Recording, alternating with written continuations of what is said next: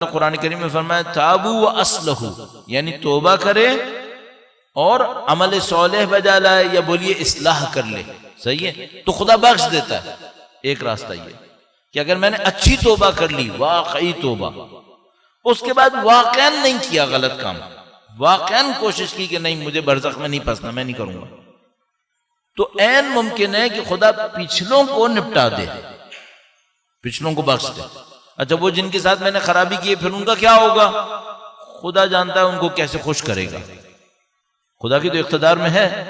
تو مثلا خدا انہیں کوئی ایسی چیز دے گا، یہ نہیں کہ ان کے ساتھ ناانصافی ہو جائے گی، انہیں نہیں ملے گا، نہیں، انہیں پورا ملے گا، جو میں نے غلط کیا تھا اس کا نتیجے میں ان کو ملے گا۔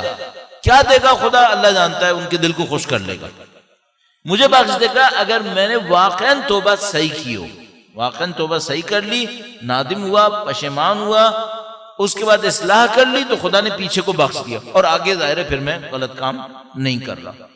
ایک یہ معاملہ ہے۔ اچھا دوسرا معاملہ، روایات نے یہ کہا کہ جن کا کوئی حق تمہارے اوپر ہے، اگر تم ان سے جا کر کہو اور معافی مانگ لو، اس شرط پہ کہ ان کا دل نہیں دکھانا ہے، اس شرط پہ کہ ان کا دل نہیں دکھانا ہے۔ کیوں؟ بعض اوقات میں کسی بندے کے پاس جاتا ہوں اور اس کو یاد دلاتا ہوں میں نے تمہارے ساتھ یہ گڑبڑ کی تھی، اس کے دل میں اور زخم نیا بن جاتا ہے، اس کے دل میں درد اور بڑھ جاتا ہے، یہ صحیح نہیں ہے۔ اگر یہ چانس ہو کہ میں جا کے اس کو بتاؤں گا، اس کو یاد آئے گا اس نے اس دن اس طرح میری ذلت کی تھی، اس کا دل دکھے گا۔ یا مثلا میں نے اس کو بتاؤں نعوذ باللہ تعالیٰ تم نے فلاں پیسہ مجھے دیا تھا نا، میں نے تمہارے پیسے کے ساتھ یہ کیا تھا، اس کا دل دکھے گا کہ میں نے اتنی مصیبت سے پیسے جمع کیا تھا۔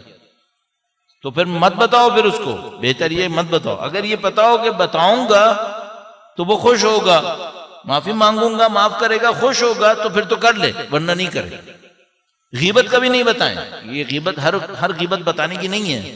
بعض اوقات کسی انسان کو جا کے بتاتے ہیں میں نے تمہارے ساتھ یہ کیا، اس کا دل اور کوڑتا ہے بیچارے کا، مت بتائیں پھر۔ اگر جا کے بتائیں اور اس کا دل نہیں کوڑے گا، معاف کر دے گا، تو پھر اچھا ہے جا کے بتائیں، بلکہ سچے دل سے اس سے کہیں کہ سزا دے دے۔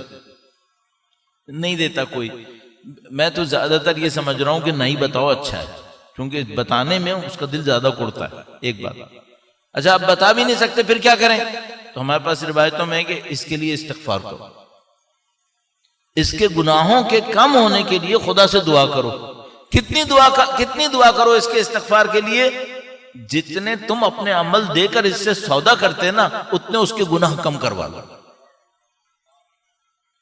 بھائی مجھے اس کو خوش کرنے کے لیے سودا کرنا تھا نا، کہ 5 سال کے اعمال دوں، 3 سال کے اعمال دوں، اتنا اس کے لیے استغفار کرو کہ خدا اس کے اتنے گناہ کم کر دے، تو تمہارا معاملہ برابر ہو جائے گا۔ یہ ایک ہو گیا، 2 باتیں ہو گئیں۔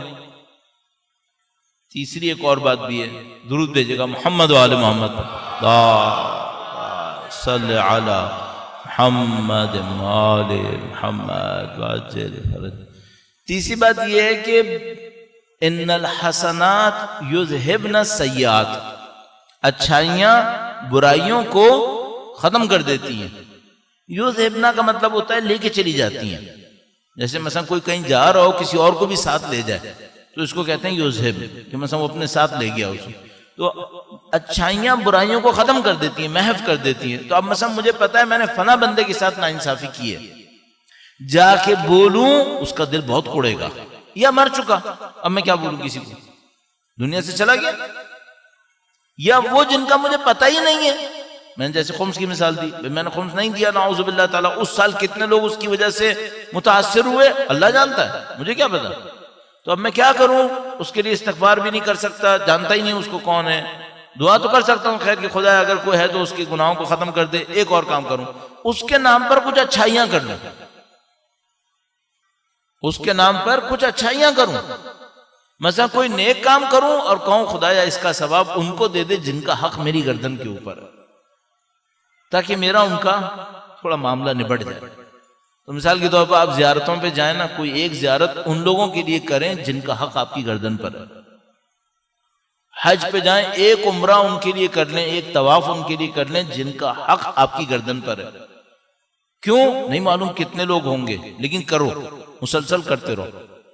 تو ہمارے پاس ایک دعا ہے، قنوت میں بھی پڑھتے ہیں، ربنا اغفر لنا ولوالدینا ولمن وجب له حق علینا، خدا ہمیں بخش دے، ہمارے والدین کو اور ان کو جن کا کوئی حق ہمارے سر پر ہے، وَلِمَنْ وَجَبَ لَهُ حَقٌ عَلَيْنَا وَلِمَنْ وَصَّانَا بِالدُّعَا، اس کو بھی بخش دے جس نے ہم سے دعا کے لیے کہا تھا۔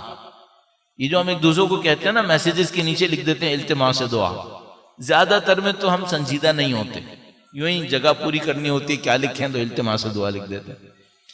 اگر سنجیدہ ہو نا کہ کوئی آ کے ہم سے کہے میرے لیے دعا کر دو، صحیح ہے، اور میں نے دعا نہیں کی، پھنس جاؤں گا قیامت کے دن۔ اس دن تم سے درخواست کی تھی، تم نے کہا تھا میں کروں گا، کیوں نہیں کی؟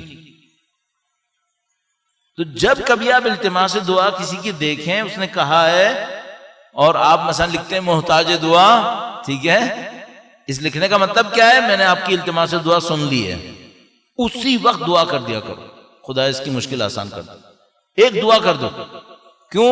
قیامت دن اس پہ